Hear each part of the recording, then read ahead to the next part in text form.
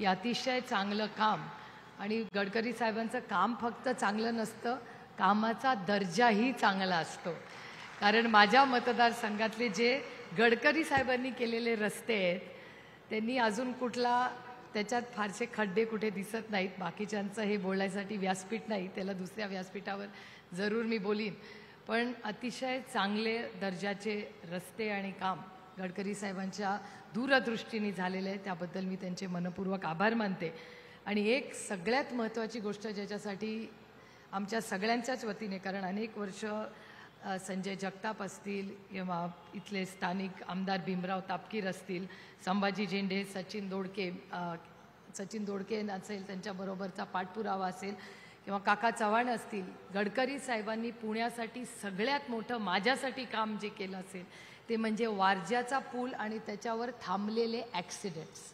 म्हणजे हे सगळ्यात त्यांचं चांगलं काम, म्हणजे रस्त्याचा दर्जा तर चांगला आहे पण नऱ्यामध्ये सगळ्यात जास्त ॲक्सिडेंट्स हे त्या काळात व्हायचे। आणि सेव्ह लाईव्स नावाची एक संस्था आहे, ती सेव्ह लाईव्सच्या गडकरी साहेबांना मी जेव्हा विनंती केली की इथे माझ्याकडे फार ॲक्सिडेंट्स होतात तर आपण मला मार्गदर्शन करा, तर त्यांनी सेव्ह लाईव्स नावाचा NGO पाठवला खडकवासल्यात।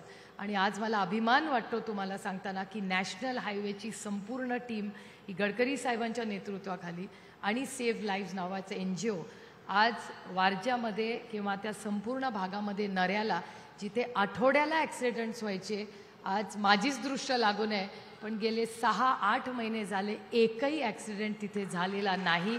आणि हे सगळं श्रेय हे गडकरी साहेबांनी सेव्ह लाईव्स नावाचा जो NGO आम्हाला दिला। आणि माझी गडकरी साहेबांना विनंतीही होती, अनेक वेळा दिल्लीमध्ये त्यांचं मार्गदर्शन आम्ही घेतो, की बारामती लोकसभा मतदारसंघात आणि शिरूरला अमोलदादांना मला तुम्ही मार्गदर्शन करावं। आमच्या सगळ्या मतदारसंघात आम्ही 0 ॲक्सिडेंट आमचे मतदारसंघ करण्यासाठी आमचे प्रयत्न आहेत, त्याच्यासाठी त्यांचं मार्गदर्शन हे सातत्याने असतं। हा खूप चांगला कार्यक्रम आज त्यांनी उपक्रम घेतला आहे। माझी एकच विनंती आहे, जे खरंच काम पेंडिंग आहे आणि त्याचं उत्तर अनेक वेळा संसदेत गडकरी साहेबांनी दिलेलंही आहे, की पुण्यावरनं साताऱ्याला जर रस्ता जातो त्याचा फार वर्षाचं त्यांचंही ते दुखणं आहे, कारण का गडकरी साहेब पार्लमेंटमध्येही अनेक वेळा त्याच्याबद्दल बोलले की पुणे ते सातारा रस्ता तो एक जो प्रॉब्लेम पेंडिंग आहे त्याच्याबद्दल त्यांचं लक्ष आहेच, पण त्याच्यात अनेक तांत्रिक अडचणी आहे, त्याची जाणीव मला आहे। पण या भागाची लोकप्रतिनिधी म्हणून माझं कर्तव्य आहे की तो विषय इथे मांडणं। आणि त्याचबरोबर मी गडकरी साहेबांना विनंती करीन, हा तुमचा विषय नाही पण ट्रॅफिक आणि ह्याच्यात तुमचा खूप प्रगल्भ आणि उत्तम असा अनुभव आहे।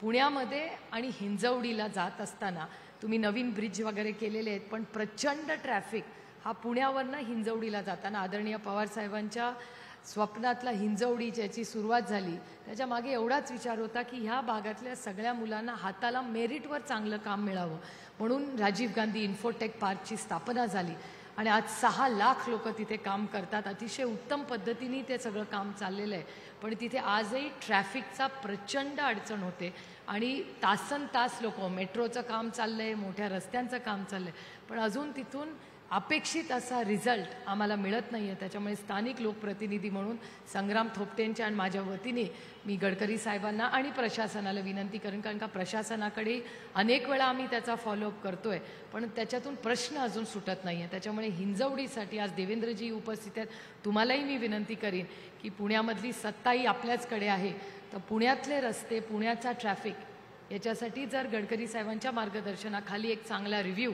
आपण जर घेऊ शकला तर आज खरंच पुण्यामध्ये तासनतास मुलं असतील, कामाला लोक जाणारे असतील, त्यांना त्रास होतोय। पुणे सगळ्या दिशेने वाढत चाललं आहे, पण ट्रॅफिकचा विषय आणि या प्रश्नामध्ये आपण सगळ्यांनी एकत्र राजकारण बाजूला ठेवून आपण सगळ्यांनी काहीतरी मार्ग पाडला पाहिजे आणि त्याचं नेतृत्व ह्या प्रश्न सोडवण्याचं गडकरी साहेबांनी ती पालकत्व घ्यावं अशी मी आमच्या सगळ्यांच्या वतीने गडकरी साहेबांना विनंती करते। आज या कार्यक्रमाला नॅशनल हायवेच्या सगळ्या टीमनी आम्हाला आमंत्रित केलं, याबद्दल मी त्या टीमचेही मनपूर्वक आभार मानून आमच्या या सगळ्या रस्त्यांसाठी जे सहकार्य आपण बारामती लोकसभा आणि शिरूरला केलं याबद्दल विनम्रपणे आपले आभार मानून आपली रजा घेते। जय हिंद, जय महाराष्ट्र, रामकृष्ण हरी।